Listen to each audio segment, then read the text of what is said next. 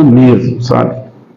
Essa palavra me tocou muito, sabe? Muito mesmo, sabe? Eu estudei muito, li muito, porque cada hora que eu aprofundava nessa palavra, Deus falava mais um pouquinho. Então eu queria que vocês prestassem muita atenção, porque é algo muito importante para a nossa vida.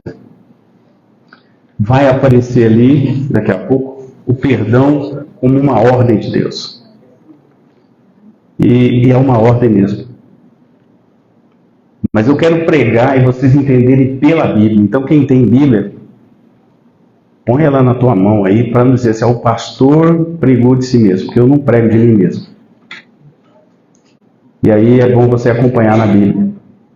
Quem não tem Bíblia vai aparecer nas televisões aí. A gente colocou essa televisão lá atrás, porque Deus falou assim, põe, não tinha quase ninguém lá. Lembra daquilo?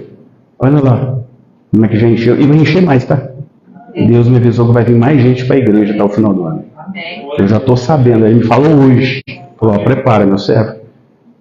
Aumenta os cálices da ceia, porque cada dia eu vou colocar mais gente lá. Deixa Deus ser Deus. Então, o perdão como ordem de Deus. Eu queria dizer para vocês que a primeira coisa é que eu não sou judeu. Eu sou brasileiro e eu não estou em momento nenhum judaizando a igreja. A única coisa que eu, como quem fez 4 seminários, e o meu primeiro seminário foi no seminário João Calvino, que é presbiteriano original, puritano, conservador, é que eu aprendi muita coisa que é doutrina de homem, não é doutrina da Bíblia. E aí eu já contei isso, estou repetindo de novo, Deus me fez dar uma volta, me tirou, né, de um momento que eu estava muito bem financeiramente, e depois me trouxe para Brusque, e quando eu cheguei em Brusque, eu nunca esqueço a experiência que eu tive lá numa sala, sozinho. Deus falou assim, larga mão da teologia e vem aprender de mim aqui na Bíblia. E eu então comecei a aprofundar na Bíblia. E eu me lembro que Deus usou o Leandro, né? Ainda no momento assim que ele estava bem diferente financeiramente, Deus olhou e falou, vai lhe dar uma Bíblia, meu servo. Eu tenho a Bíblia dele, preta, novinha, que você me deu. Nunca esqueço disso, né? E eu me lembro também que a Gisele e o Igor também, com toda a simplicidade, me deram um talite. Lembra? Eu não esqueço não, tá? Eu sou grato por tudo que as pessoas me fazem. E ali, naquele momento, eu nem sabia muito bem por quê. Aí depois Deus foi me ensinando na Bíblia, né? E uma das coisas que Deus começou a me ensinar é que eu sou o Deus da Bíblia de Gênesis e Apocalipse. Eu não sou o Deus da Bíblia do Novo Testamento. Eu sou do início ao fim. Essa é a primeira coisa que ele me ensinou. E aí ele começou a me ensinar sobre um outro calendário que a gente fica fixado nos calendários da Igreja Apostólica Romana. O calendário que o Bispo Gregório colocou, a divisão da Bíblia que um outro padre colocou, e a gente esquece da Bíblia original. A Bíblia original é uma só. E a gente esquece também de que a nossa Bíblia, você pode abrir a tua Bíblia aí, você tem no Antigo Testamento 39 livros. E os 39 livros são exatamente os mesmos que estão lá na Torá dos judeus. Então, se judeu não é tão importante para a nossa vida, a gente tem que largar de ser evangélico. Se judeu não é importante para a nossa vida, a gente tem que largar de ser cristão, porque Jesus era judeu. Jesus ia todo sábado na igreja, no templo, né? Ele foi consagrado no templo, ele conversou com os doutores no templo judaico, né? Que, para quem não sabe, é o templo que foi chamado de Templo de Herodes, era o templo de Zorobabel, né? Que foi reconstruído, depois foi destruído de novo. Quando Jesus inicia o ministério dele, ele coloca um talite na cabeça, que ele tinha que colocar aqui, porque ele foi e tomou o púlpito da sinagoga. Então ele pegou um manto, colocou sobre a cabeça, que era obrigatório, colocou um talite, botou o manto sobre a cabeça e anunciou assim, abriu o rosto e disse, onde se cumpre essa palavra? Lembra disso? E aí a gente tem que ter muito cuidado, porque quando a pessoa te chamar de herege, você tem que ficar com os 2 pés atrás. O que é herege, o que configura uma heresia? É quando ela não tem base bíblica. Então, se a gente for acreditar em heresia, eu teria que desacreditar do batismo da Igreja Presbiteriana do Brasil, porque eles batizam com 3 gotinhas de água e não tem na Bíblia. Não tem na Bíblia. Como é que Jesus foi batizado? Ele entrou na água, e a Bíblia, Lucas vai dizer que ele saiu da água. Então, como é que eu vou jogar gotinha na cabeça? Então, a gente tem que parar de escutar qualquer coisa e acreditar. Você tem que ir aí, ó, na Bíblia. E todas as coisas que eu faço nessa igreja estão na palavra de Deus. A única coisa que Deus me ensinou desde o ano passado: não siga mais o calendário gregoriano na sua igreja, siga o meu calendário da Bíblia. E eu não sigo mais o calendário gregoriano. O calendário gregoriano é para os nossos negócios, é para fazer sábado e domingo aí, segunda, para fazer negócio de banco. Agora, calendário espiritual não é esse. O calendário espiritual é esse que está na tua Bíblia aí, que Deus instituiu. E aí é muito fácil você entender que Deus vai dizer assim: eu sou o mesmo Deus de ontem. Quem conhece Deus? De hoje e sempre. Então, se Deus não muda, como está em Joel, então Deus é o mesmo. Se Deus é o mesmo, ele é o dono da Bíblia inteira. Se a Bíblia inteira é de Deus, então ela é toda minha. Outra coisa que é importante você aprender quando você me vê usar um talit ou um kippah. Eu não estou usando para aparecer, é porque Deus toca no meu coração, porque quando eu uso o kippah, eu estou dizendo lá no mundo espiritual, lá para vocês, a minha mente pertence a Deus. Esse é o símbolo. Quando eu uso um talit, eu estou dizendo a mesma coisa, eu estou debaixo de um manto sacerdotal de oração, por isso que o meu é azul e branco. Quando eu estou fazendo ato profético, eu uso um outro, eu uso um com umas listas mais marrons, que era o mesmo manto de oração que usava o profeta Eliseu. Tanto que o que Eliseu pede? Elias, joga a tua capa para mim. Era o manto que ele estava jogando para ele. E aí, né, por ele crer nisso, ele teve o quê? Porção dobrada. Estão entendendo, irmão? Então a gente precisa quebrar essas resistências que muitas vezes tem. E como aconteceu comigo essa semana com o presbiteriano, né, que a igreja dele é igreja sem mácula, até achei que ele devia já estar no céu, que a igreja dele é sem mácula, né? Ele veio me questionar, sabe qual a resposta que eu dei para ele? Obrigado, irmão, shalom. Eu vou discutir com ele, que ainda está naquela visão de João Calvino, irmão. Quem é melhor para mim? É João Calvino ou Jesus? Quem é mais importante para mim? É as institutas do João Calvino ou é essa palavra aqui? A Bíblia. Eu não discuto mais com esse tipo de gente. Não perco meu tempo. Não, irmão, não perco mais meu tempo. Ah, quer me chamar de herege? Chama. Quer me chamar de judaizante? Chama. Eu e Deus sabemos o que eu estou fazendo. Vocês podem ter certeza absoluta. Tudo que eu faço aqui, primeiro eu pergunto para Deus se é para fazer. Nunca fiz nada aqui, nenhum ato profético. E outra coisa, quem é mais antigo na igreja sabe que a nossa igreja é profética. Eu nunca escondi isso de ninguém. A nossa igreja não é igual às outras. Nós somos uma igreja profética. Por isso que na sexta-feira que estava aqui, Deus viu aquele movimento que até o seu amigo Rodrigo lá da igreja, que é famosão, né? Nunca viu na igreja, ele nem vai ver porque ela não é profética. O chamado dessa igreja é diferente das outras. E eu nunca escondi de ninguém. Todo mundo que vai ser membro da igreja aqui, pode ver, André deve ter recebido, Isabel, eu mando um material por escrito dizendo o que a igreja crê, o que nós somos. Não é que vocês receberam? Você recebeu, André? Você recebeu, Francisco, um material nosso falando como é que é a nossa igreja? Hoje eu coloquei o credo da igreja para as pessoas saberem que nós cremos em Deus, cremos em Jesus, nós estamos debaixo de Jesus, porque senão as pessoas podem começar a achar que nós somos igreja judaica. Nós somos judaico. Só que a Israel espiritual está aqui. Entendeu, irmão? Porque a Bíblia diz o quê? Em Cristo Jesus, que era um judeu, fomos feitos filhos de Deus. Entenderam? Porque se eu não acreditar nisso, eu tenho que rasgar o Antigo Testamento. Aí eu não posso usar o Salmo 23, eu não posso usar Gênesis, né, que começou com Adão. Eu tenho que largar tudo isso, porque então eu tenho que achar que a graça só existiu a partir de Jesus. Isso é uma grande mentira. A graça nunca deixou de existir. A graça que abriu o Mar Vermelho, foi a graça que salvou José de dentro daquele poço, foi a graça que moveu Moisés, foi a graça que se apresentou a Moisés lá no monte, Foi a graça que fez o monte pegar fogo. E aí vem com aquela conversa, porque o véu se rasgou. Eles não sabem nem por que o véu se rasgou. Se perguntar para a pessoa assim, o que é o véu? Onde começou o véu? Por que o véu está ali? O que é o símbolo do véu? As pessoas não sabem. Qual era a espessura do véu? De que tecido era feito o véu? Por que existia o véu lá no templo? Não sabem. Deus começou a habitar em tendas. Deus falou com Elias na tenda, com Jacó na tenda. Falou com todos na tenda. Depois, lá na frente, ele mandou fazer um tabernáculo. Quem mandou fazer o tabernáculo foi Deus, não foi Moisés, não. Deus mandou, ele construiu o tabernáculo e falou, e eu estarei lá, a minha presença estará lá no tabernáculo.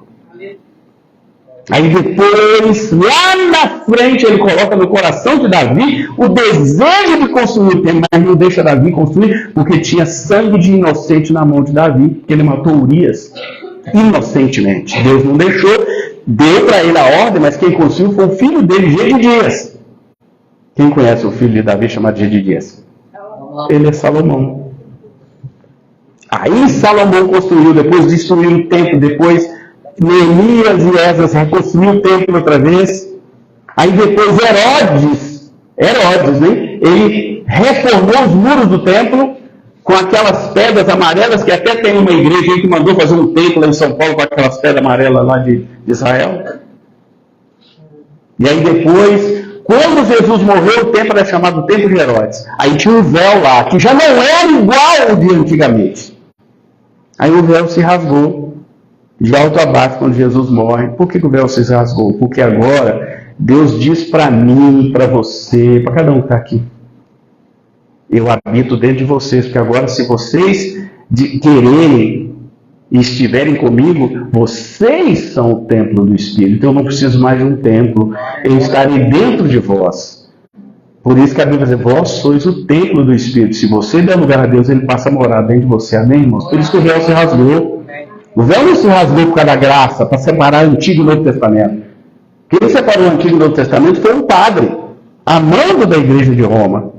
E quando ele começou a escrever a Bíblia, que é na igreja católica chamada de São Jerônimo, que é Jerônimo, um grande estudioso, ele foi convocado para escrever a Bíblia.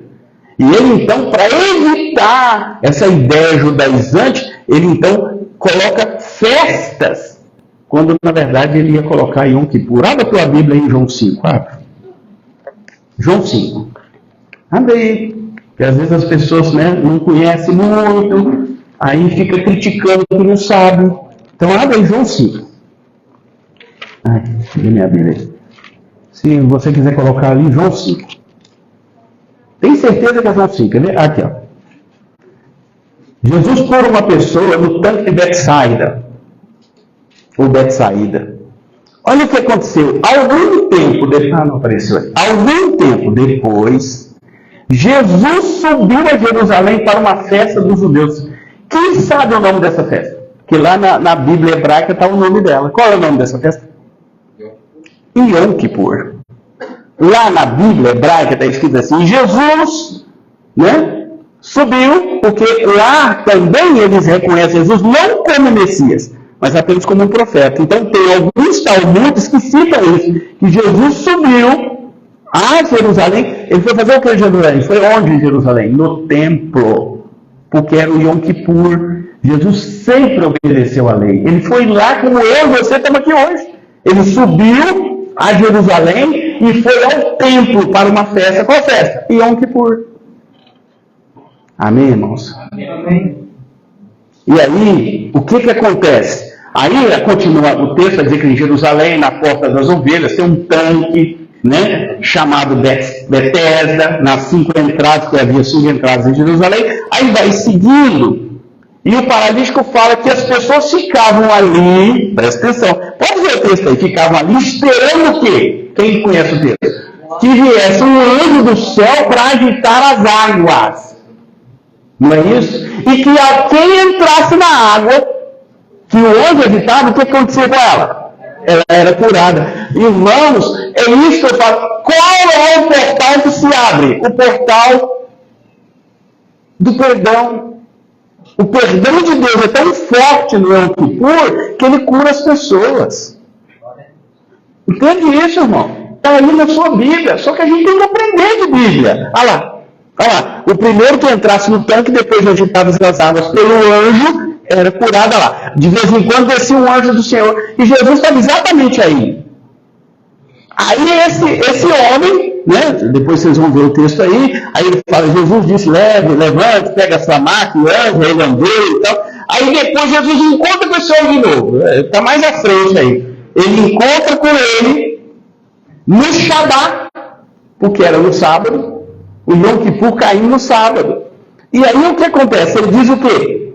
Jesus, o homem que foi curado não tinha ideia de quem ele era, pois Jesus havia desaparecido no meio da multidão. Mais tarde, está lá no 14, Jesus encontrou no templo. Onde Jesus estava? No templo. Por que Jesus estava? Porque era Yom Kippur. Amém, irmãos? Amém. Tem escrito isso aí na sua Bíblia? Não está claro. Está assim, né? Meio nebuloso isso aí. Mas era uma festa chamada Yom Kippur. E era uma festa em que havia uma cura de Deus quando o anjo agitava as águas. Não era Jesus, era o anjo que vinha, agitava as águas e as pessoas eram curadas porque era Yom Kippur. Isso era tradicional, as pessoas ficavam esperando lá. Por que esse homem não foi curado? Porque ninguém colocou ele dentro d'água. Ele fala isso aí no texto. Aí depois Jesus encontra ele onde? No templo. Por que Jesus estava no templo? Porque Jesus não perdia culto. Amém. Não, eu sempre falo com você, todo sábado Jesus estava na igreja. Amém. E qual igreja que ele estava? Na sinagoga. Sinagoga era o quê? Ele usava kippá, usava talite, usava óleo. Então as pessoas ficam fazendo cavalo de batalha dessas coisas. Então é o seguinte, lá em Tiago está escrito, se há alguém doente entre vós, procure um presbítero e seja ungido com o quê? Ué, então não pode ungir com óleo, porque aí não precisa, porque nós estamos debaixo da graça. Não estamos debaixo da graça, para que ungir com óleo? Por que lá no Novo Testamento não manda ungir com óleo? Então, nós vamos ter que parar de usar óleo aqui, entende? Então as pessoas ficam conversando as coisas sem saber, sem ler com profundidade a palavra, sem entender a profundidade da palavra, e fica confundindo as pessoas. Mas cuidado com aquela igreja lá, hein? Porque aquele povo lá é judaizante, eu não sou judaizante. Aqui, quem governa essa igreja é Cristo Jesus, porque nós cremos no Pai, no Filho e no Espírito Santo. Só que nós cremos na Bíblia. Eu creio na Bíblia. Todo mundo que está aqui desde o início da igreja sabe. Os mais antigos. Eu nunca preguei nada aqui que não fosse da Bíblia. Nunca. E nunca repeti pregação. Então, assim, cuidado, porque as pessoas veem as fotos nossas, aí veem eu com kippá, veem eu com talite e acham que eu sou judeu. Quisera eu ser um judeu, porque eu já era escolhido. Porque o que a Bíblia diz? Eu vim para os meus. E eles me rejeitaram. É por isso que você tem chance de ser hoje salvo, porque senão você não seria salvo, não. Porque Jesus, Deus, sempre escolheu um povo, e o povo que ele escolheu chama-se povo judeu. Coloca isso na tua cabeça, irmão. Ele não veio para nós, ele veio para os seus. O que a Bíblia diz? Eu te mandei esse texto hoje, mano. E os seus o rejeitaram. Aí lembra daquela mulher, filho de Davi, tem misericórdia de mim. Ele diz, eu não vim para vocês. Ele fala claramente para ela, eu não vim para vocês. Pega isso, irmão. Eu não vim para vocês. Aí ele insiste, passa dias gritando, filho de Davi, tem misericórdia de mim. O que ele faz? Ela fala no final, ela pega Jesus no coração, deixa que os cachorros comam das migalhas que caem da mesa do meu Senhor. Foi isso que ela falou. Aí Jesus falou assim, a tua fé, né? Foi através da vida dela que a salvação começou a vir para nós. Amém, irmãos? Temos que conhecer mais de Bíblia. Por isso que lá atrás vai dizer assim, errais porque não conhece as Escrituras e o poder de Deus. Jesus falou isso em Mateus. E lá atrás vai dizer assim, o povo cai por falta de conhecimento. Sabe? E aí é mais fácil criticar, É mais fácil olhar para uma bandeira de Israel e criticar a bandeira de Israel. Aquele povo lá deve ser tudo judeu. Não, a bandeira de Israel está ali porque é Israel espiritual. Porque o relógio escatológico do mundo é Israel, irmão. Amém? Amém. Bom, vamos lá o texto. Eu precisava explicar isso aqui. Primeiro texto é uma parábola. Hoje o culto vai demorar um pouquinho, tá? Começa assim, ó. Mateus 18, 23 a 35. Assim, por isso, o reino dos céus é como um rei que desejava acertar a conta com seus servos. Quando começou o acerto, foi trazido à sua presença um que lhe devia uma enorme quantidade de prata. Quando não tinha condições de pagar, o Senhor ordenou que ele, sua mulher e seus filhos e tudo que ele possuía fossem vendidos para pagar a dívida. O servo prostrou-se diante dele e lhe implorou: tem paciência comigo, eu te pagarei tudo. O Senhor daquele servo teve compaixão dele, cancelou a dívida e o deixou ir. Mas quando aquele servo saiu, encontrou um dos seus conservos, que lhe devia 100 denários. Agarrou e começou a sufocá-lo, dizendo: pague-me o que deve. Então o seu conservo caiu de joelhos e lhe implorou: tenha paciência comigo, eu lhe pagarei. Mas ele não quis. Antes, saiu e mandou lançá-lo na prisão até que pagasse a dívida. Quando os outros servos, companheiros dele, viram o que havia acontecido, ficaram muito tristes e foram contar ao seu senhor tudo o que havia acontecido. Então o senhor chamou o servo de servo mau. Cancelei a sua dívida porque você me implorou. Você não devia ter tido misericórdia do seu conservo como eu tive de você? Irado, meu senhor entregou aos torturadores até que pagasse tudo o que devia. Aqui está a parte-chave do texto. Assim também ele fará o meu Pai Celestial, isso é Jesus falando, se cada um de vocês não perdoar de todo o coração o seu irmão. Pegou? O versículo-chave é esse aqui. Jesus contou toda essa palavra para deixar essa mensagem. E ele está dizendo para você perdoar as pessoas. Amém? Amém? Não é um pedido, é uma ordem. Amém? Amém. Jesus contou uma parábola para deixar um ensinamento nos últimos versículos. Anota bem esse último versículo para você nunca esquecer dele. Bom, quem ama, perdoa. A minha esposa me perdoou. Sim. E não foi pouca coisa, não. Eu fiz bastante mal para ela, lá no início do meu casamento. O segredo é perdoar para ser perdoado. Porque se perdoardes aos homens as suas ofensas, também vosso Pai Celestial vos perdoará a vós. Se, porém, não perdoardes aos homens as suas ofensas, também o vosso Pai não perdoará as vossas ofensas, irmãos. Isso aqui que você tem que pegar, Mateus 6, 14 e 15. Você tem que perceber que se você não perdoar, Deus não te perdoa. Se você não for perdoado, você não entra no céu. Pega aí, irmão, em nome de Jesus. Falta de perdão te tira a salvação. Tira, está aí na Bíblia. Contesta a palavra então, porque quem falou isso foi Jesus. Ele está dizendo que se você não perdoar as ofensas, o Pai que está no céu não te perdoará. Simples assim. E vai entrar alguém sem perdão no céu? Não, irmãos, presta atenção. Esse é o terceiro pecado que te tira do céu. Presta atenção no texto. E aí ele vai dizer o que? Perdoar eu coloquei hoje. Perdoar não é esquecer. Quem disse? Perdoar não é sofrer amnésia, não. Eu não tenho amnésia das coisas que as pessoas me fazem, ou até das coisas que eu fiz com as pessoas. Não, eu lembro. Perdoar é lembrar sem sentir dor. Sabe? Porque toda vez que você lembrar, aí você oferece um sacrifício a Deus.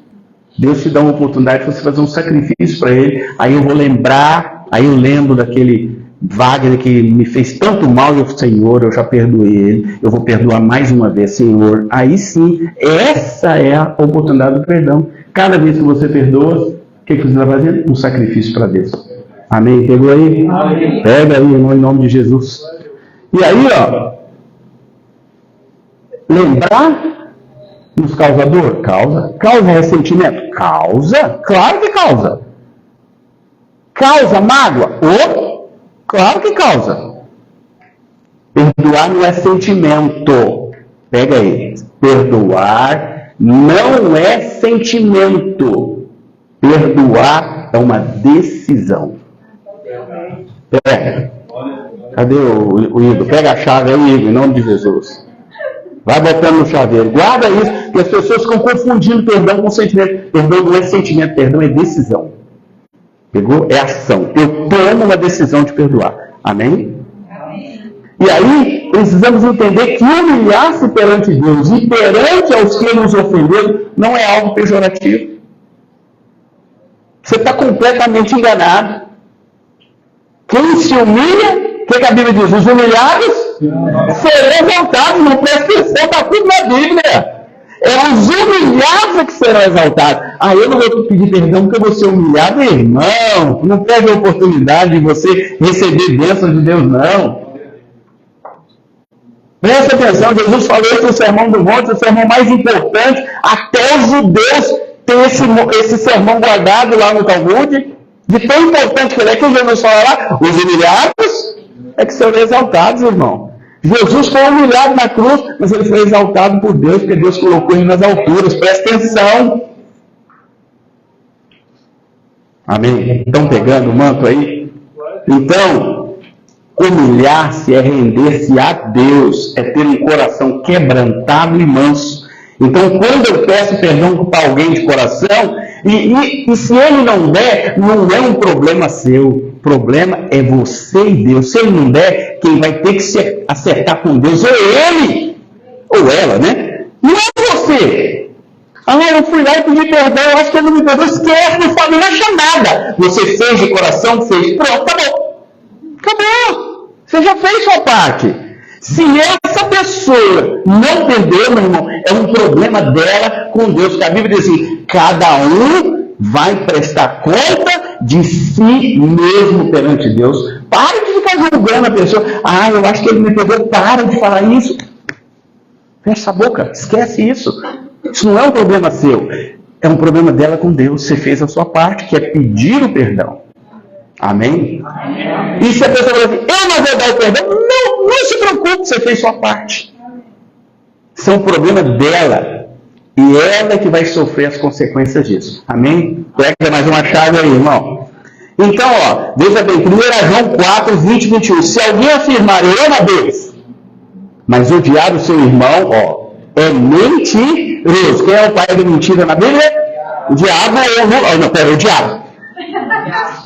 Deve ser filho deles aí, né?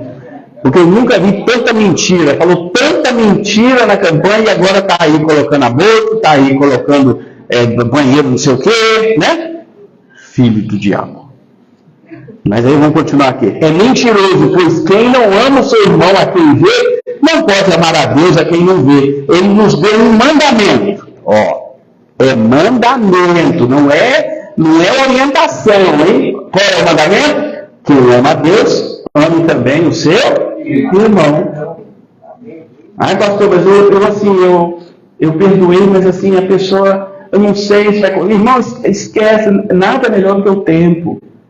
Deixa as coisas acontecerem, às vezes é preciso dar um tempo mesmo, para as coisas voltarem ao normal. Né? Às vezes não tem coisa melhor do que o tempo. Dê um tempo, espere. Não queira que a pessoa já volte na mesma hora e já comece a te beijar. Não, calma, irmão.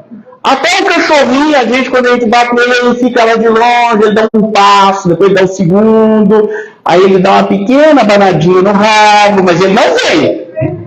Ele está com medo, está esperando. Calma. A gente quer que as coisas aconteçam de um dia para o outro. Não é assim não, calma. Calma, Gisele.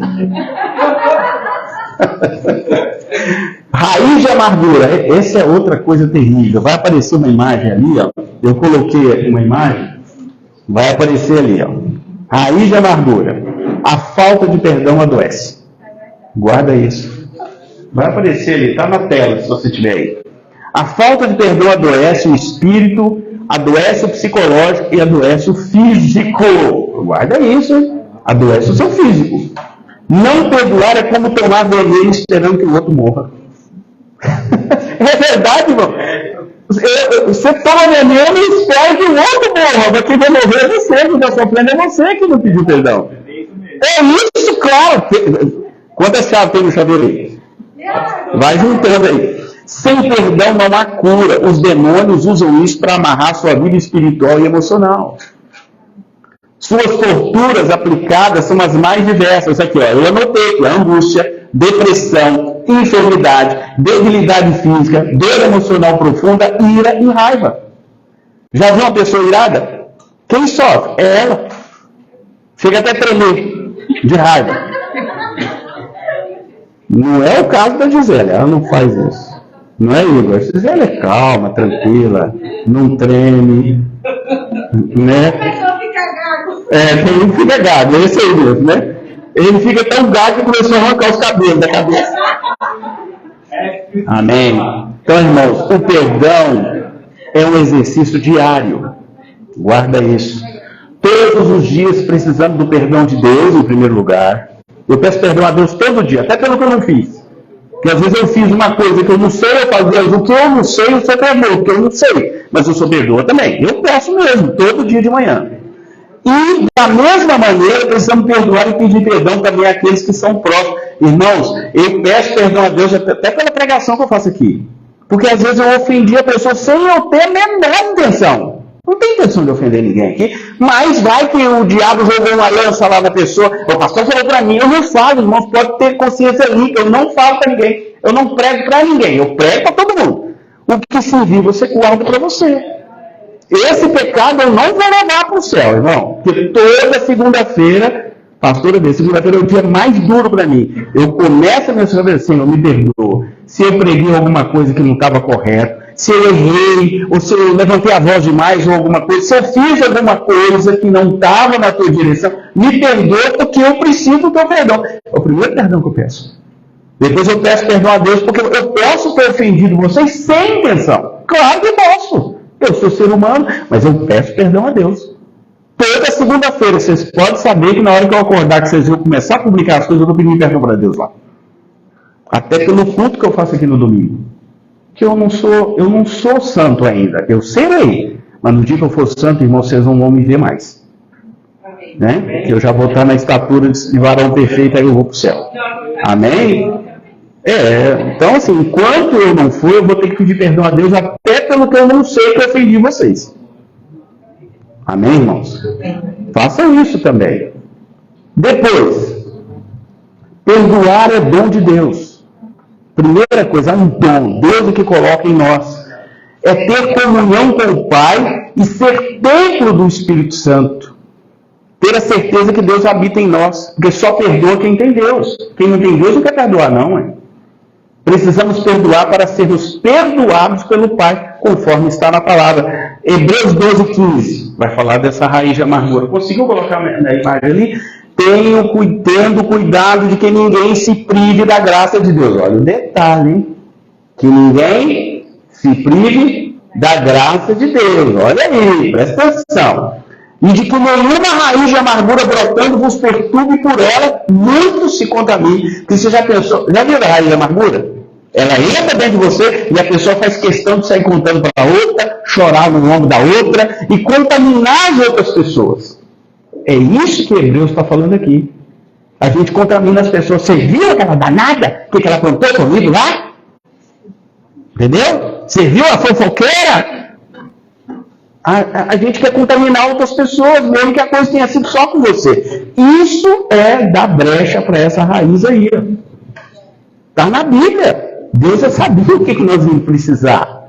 E isso é terapêutico, né? Você precisa entender e não deixar a raiz de amargura entrar no teu coração. Porque ela brota pequenininha, aí você vai dando lugar, aí alguém chega e fala alguma coisa, nossa, você viu, mas aquilo é uma bruaca, carpideira, né? E você ajuda. Então isso, claro que isso não acontece aqui na Shekinah, mas em outras igrejas sim, né?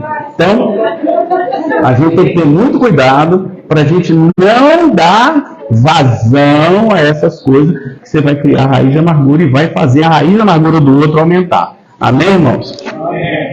Amém, Liberto? Amém? Amém. Então, veja bem, a raiz de amargura que nasce e cresce na nossa alma, ela priva você da graça de Deus. Cuidado, está na Bíblia. Priva. Privar é cortar. E isso é muito sério. E o pior, você contamina outras pessoas com a sua amargura. Essa é a parte mais ruim de quem é amargo. Ela te esfria, faz extinguir o espírito dentro de você, tá? traz doenças emocionais, abre brecha para outros pecados, endurece o coração, nosso coração, esmaga o amor e bloqueia a sua comunhão com Deus e com as pessoas. Esse negócio é seríssimo, isso aí, tá, gente? Esse negócio de dessa tal da raiz de amargura, ela é seríssima, tá? E ela contamina mesmo, tá? Muito contaminadora. E aí, eu quero dizer para vocês que o perdão é terapêutico. Sim, o fraco não perdoa. Perdão é traço de quem é forte em Deus. Pega aí, cadê o chaveiro? Pega aí. Porque, irmãos, essa é uma grande verdade. Só perdoa quem é forte em Deus. O fraco em Deus não perdoa, não. Não perdoa e não pede perdão. Porque ele está agarrado na mente dele. Só quem tem a mente de Cristo é governado pela mente de Deus, é capaz de chegar e perdoar. Pô, irmão, me perdoa. Mesmo que eu não tenha feito nada para você, mesmo que eu não tinha tido a intenção, você me perdoa. Pronto, isso é papel de forte, não é de fraco, não. Você acha que quem está pedindo perdão é fraco, é o contrário, ele é forte em Deus. Porque ele conhece o Deus que ele serve. Pegou mais uma chave aí? Vai juntando aí. Quantas chaves tem aí, gente? Já tem milhares? Nossa.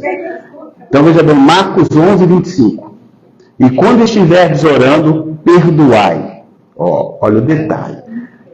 Se tendes alguma coisa contra alguém, para que vosso Pai que está no céu vos perdoe as vossas ofensas. Então, como é que eu recebo perdão? Perdoando. Pegou? Né? Eu não vou citar, mas eu, aquela experiência com aquela senhora lá, ela agora está no site. Você viu como é que Deus já está trabalhando nela? Agora ela está dando glória a Deus e tal. E olha como ela te prejudicou. Ela mandou mensagem para mim para te prejudicar. Você sabe disso. O que eu te falei? Vamos perdoar ela. Ela não sabe o que faz.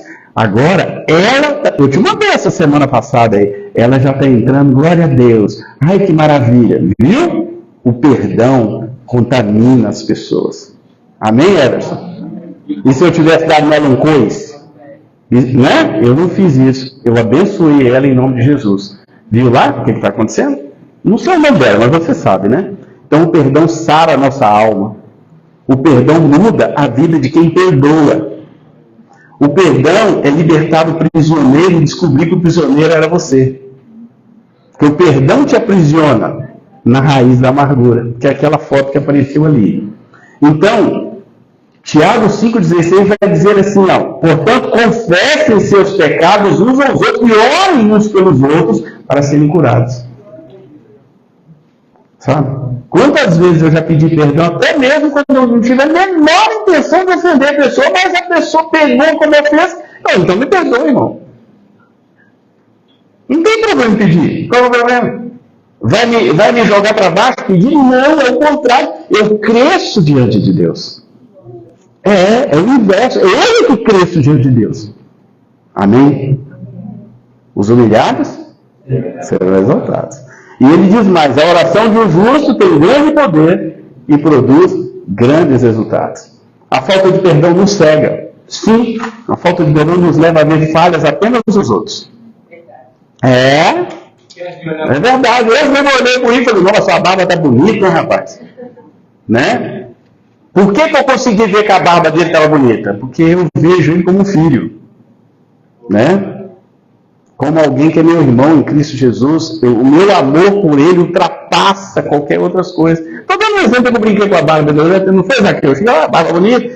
É isso, a gente vê as partes boas da pessoa quando a gente ama. Porque quando a gente odeia, só vê a parte ruim. É verdade, irmão. Então, a Bíblia, quando a gente só vê o defeito no outro e não vê o nosso, a gente usa aquelas lentes, né? A lente só enxerga o outro, mas você mesmo você não enxerga. Sabe qual é o nome que a Bíblia dá disso? Hipocrisia. Sim, Jesus chamou os fariseus sabendo de quê? Oi, gente boa, foi isso que ele falou? Ô, hipócritas, raça de víboras, hipócritas, que olha a trave no olho do outro. Vocês são sepulcros calados. Está bonito por fora e podre por dentro. É isso, porque isso é que a hipocrisia. Eu vejo do outro, mas não vejo eu. Eu não tenho a coragem de olhar para dentro de mim e falar assim, eu é que preciso mudar. Amém? Amém. Quantas chaves aí? Já chegou? Mas, meu Deus, é muita chave, né? Por isso que eu falei que vocês não podiam perder essa pregação. E eu estou pregando Bíblia, irmãos. Eu não estou pregando nada fora da Bíblia aqui. Amém. Tudo está na Bíblia. Eu estou citando os versículos aí para vocês. E aí vai dizer assim, olha Mateus 7, 3 a 5. Por que você se preocupa com o cisco no olho do seu amigo enquanto há um tronco no seu próprio olho?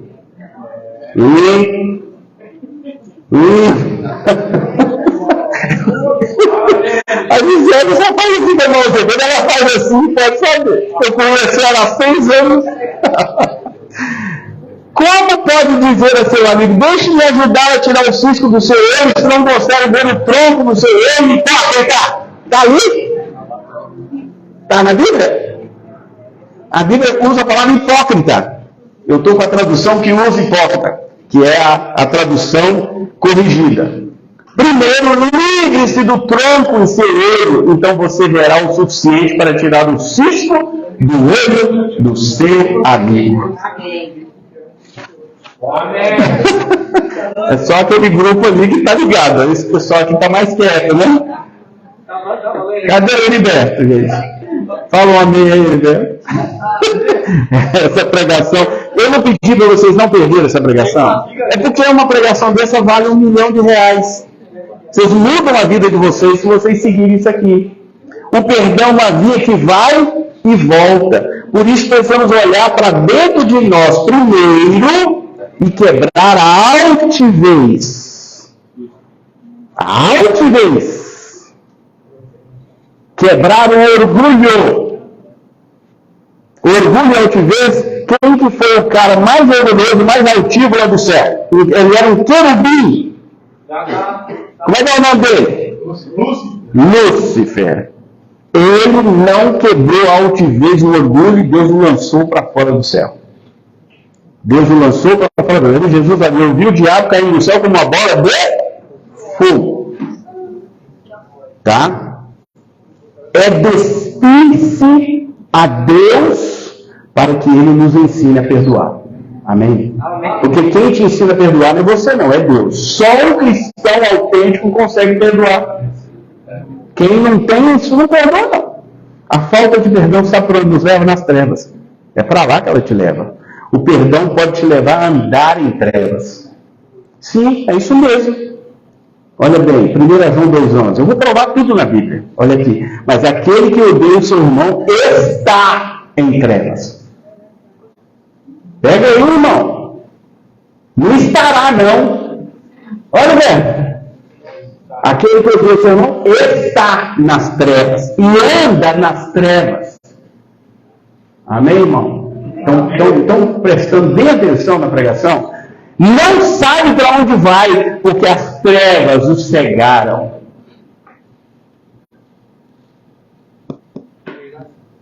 Amém? Amém! Glória a Deus. Entendeu o que o discípulo João está dizendo nesse texto, irmão? Entendeu? A igreja ficou meio muda assim, né? Isso é bom, né? Quem não perdoa anda em trevas e nos leva a desejar o mal que não reflete o amor de Deus. Então você quer assim, tomara que aquele danado lá bate o carro. Sim. Alguém já pensou isso? Quando você pensou isso é porque você não perdoou, você estava em trevas. Tomara que ele quebre a cara lá naquele novo emprego dele. Irmão, presta atenção. Isso é vingança. A Bíblia diz o quê? A vingança pertence ao Senhor. E diz assim, Ele me retribuirá. Eu já quebrei a cara com isso, tá? O cara me fez um negócio errado, eu entrei na justiça, depois quem levou a carganada foi eu mesmo. Porque Deus falou assim, por que você entrou na minha frente? Não esperou eu. E hoje eu vi o que Deus fez com ele. A empresa dele quebrou. Ele deve só ao Estado lá mais de R$1 milhão. Eles já estão tomando as coisas dele. Ele falou, para que você quis fazer? Deixa eu fazer. Eu sei fazer. Amém? Ele me tomou R$100 mil, esse gente boa aí. Muito bem. Tenham cuidado. 1 Tessalonicenses capítulo 5, verso 15. Tenham cuidado para que ninguém Retribua mal com mal. Mas sempre sejam bondosos uns para com os outros e para com todos. Pegou? Deus manda você ser o quê? Bondoso. Tá? Fazer cafezinho pro pastor. Levar costelinha pro pastor. Olha lá, Leandro, na cabeça. Tô brincando, gente. Claro que vocês sabem que eu tô brincando, né? Eu brincando com o Leandro. Quantas vezes a gente deve perdoar? Então Pedro, aproximando-se dele, disse: Senhor, até quantas vezes pecará meu irmão contra mim e eu lhe perdoarei? Até 7? Ele já foi pensando que estava arrebentando, né? Até 7, como dizia a lei. Aí Jesus disse: não te digo até 7 não. Pedro, não, Pedro. 70 vezes 7 por dia. Já pensou? Então, Jesus, na verdade, diz assim: você vai perdoar quantas vezes forem necessárias. O perdão é infinito, não há medida para Deus. O perdão é livre, não devemos esperar nada em troca. E nem ser perdoado. Você não precisa pedir perdão para ser perdoado, não. Esquece isso. Eu vou pedir perdão. E se ele não me perdoar? Problema dele ou dela. Você vai lá e pede. Amém? Amém. Ai, pastor, eu tenho certeza que aquela pessoa não me perdoou. E daí? Glorifica o nome do Senhor. Você fez foi para Deus, não foi para ela te perdoar, não. Se ela não falar nada, amém, não sai e vai embora. Lembra que tem uma palavra na Bíblia que diz assim: você vai a alguém e entrega a palavra para ele, né? Se ele não receber, o que a Bíblia manda a gente fazer? Bate os pés e vai embora. É assim que a Bíblia ensina. A gente tem que parar de ser hipócrita. A Bíblia nos dá tudo. E isso já é no tempo da graça, tá? Para quem não sabe, isso já é no Novo Testamento. Bate os pés e vai embora. Não se paga mal com mal. Veja bem, Provérbios 24:9. Não diga: farei com ele o que fez comigo. Ele pagará pelo que fez. O que Provérbios diz? Não diga isso. Apareceu lá? Não diga: aquela danada, eu vou dar nela. Não, pelo amor de Deus, não faz isso.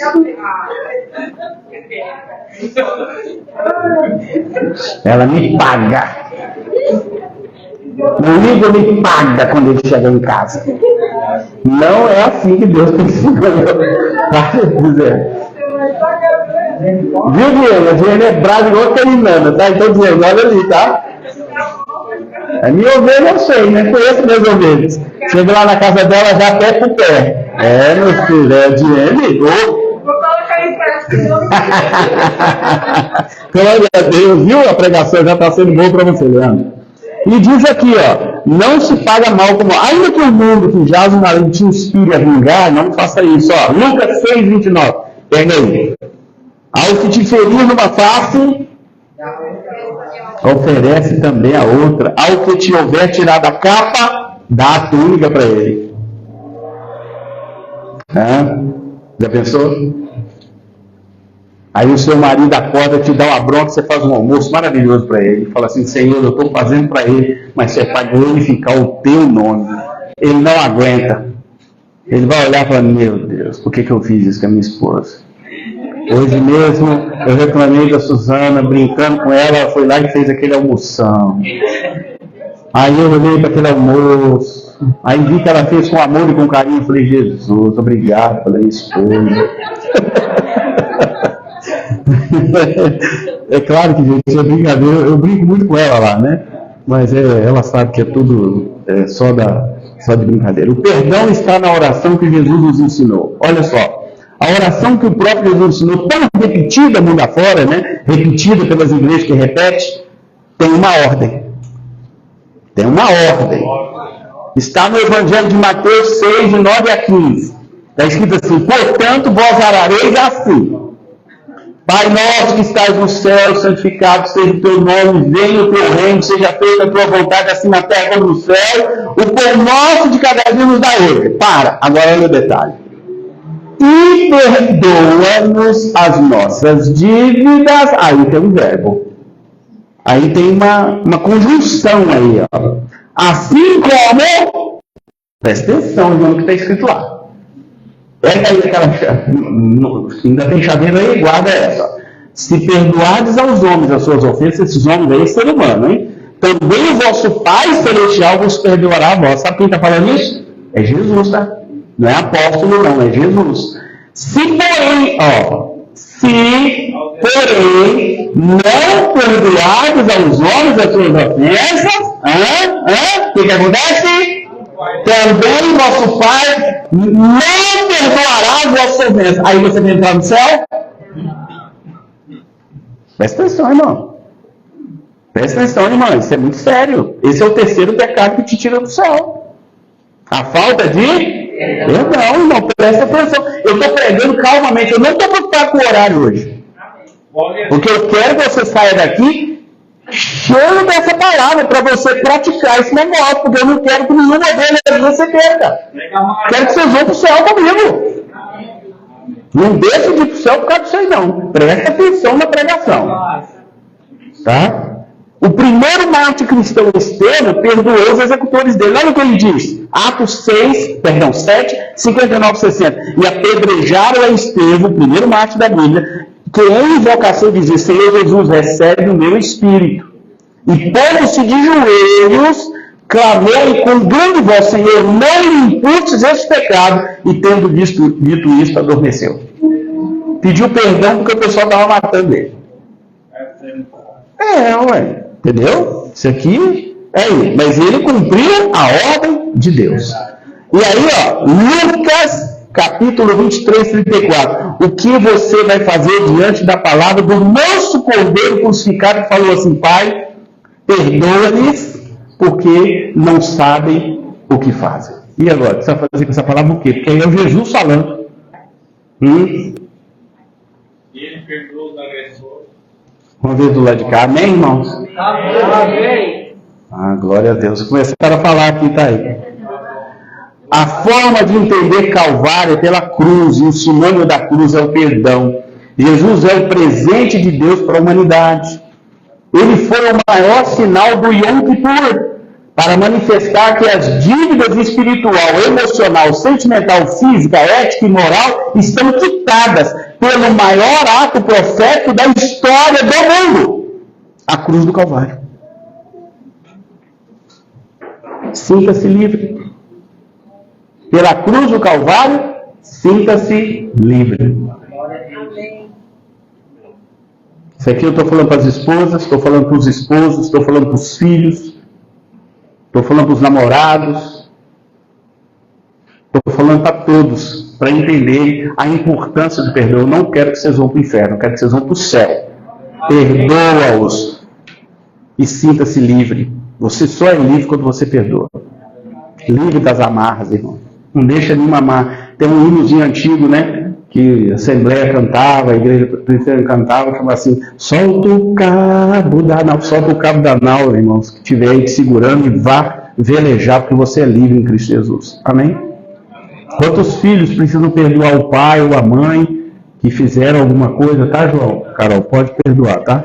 Perdoa o pai, a mãe, que fizeram alguma coisa que eles não gostaram, né? Perdoa. Porque perdão é terapêutico, vai curar você. Mãe pedir perdão. Perdoa, mamãe. Carol, perdoa, mamãe. Eu não sei pedir perdão.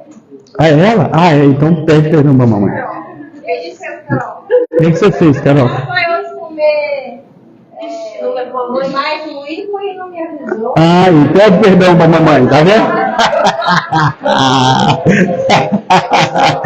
Tá vendo? Ela ficou ofendida, viu, Igor? Tá vendo, né? Gente, agora, Jesus é o seu maior exemplo. Jesus é o seu exemplo, irmão? Amém. Ele perdoou. Amém. Ele perdoou, irmão. Eu vou perguntar de novo: Jesus é o seu exemplo? Amém. Ele perdoou. Glória a Deus. Então, por que não pratica aquilo que Jesus ensinou? Amém. Depois eles vão falar que o pastor é do cajado. Eu não sou do cajado. A Bíblia é o cajado. Eu poderia ter vindo aqui hoje massagear vocês o ego, né, no Yom Kippur, né? Não leva para o céu. Eu vim aqui hoje quero que você vá para o céu e encontre comigo lá. Amém? Qual será a sua atitude hoje no Yom Kippur perante o Deus Todo-Poderoso. Perdoar em nome de Jesus. Essa é a atitude, perdoar em nome de Jesus. E nós vamos fazer agora o ato profético do perdão. Tem umas telas que eu pedi para colocar à volta, aquelas telas pretas, põe ali para mim.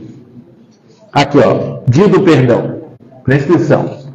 Quem pede perdão primeiro nem sempre é quem errou, mas quem entendeu o Evangelho.